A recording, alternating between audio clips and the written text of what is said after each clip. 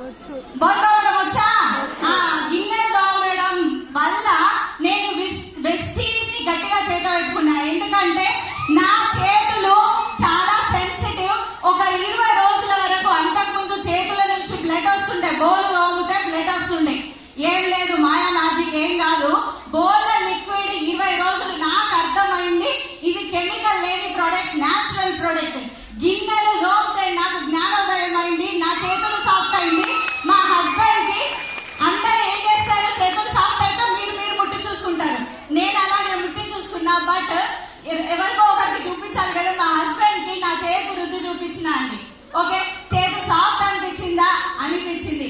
Bus అదే ఒక 200 కుటుంబాలు జగిత్యాలో బిజినెస్ స్టార్ట్ చేసి కర్ణాటకకు బిజినెస్ తీసుకొని వెళ్ళి లాంగ్వేజ్ రాని చోట ఒక 200 కుటుంబాలకి బోల లిక్విడ్ చెప్పిన, బోల లిక్విడ్ ఆఫర్ చేసిన. లాంగ్వేజ్ రాదు, కన్నడ రాదు, అర్థమవుతుందా?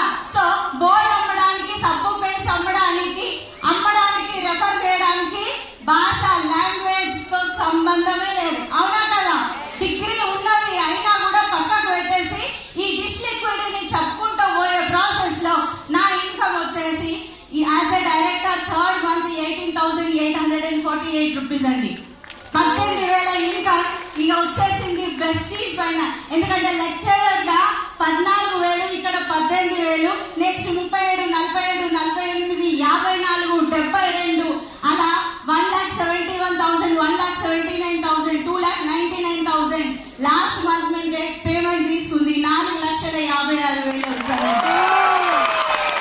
సబ్బు పేస్ట్ మారితే ఓకే. సో ఆడవాళ్ళని ఎవరు రికగ్నైజ్ చేయరు కదా. సో వెస్టీజ్ మనని రికగ్నైజ్ చేస్తుంది ఇంత బాగా. ఒకప్పుడు ఏం తెలుసు అనే నాకు ఈరోజు 16 లక్షల కార్లో తిరుగుతున్నాను, ఏసీ లేకుండా ఎక్కడికి వెళ్ళట్లేదు. అర్థం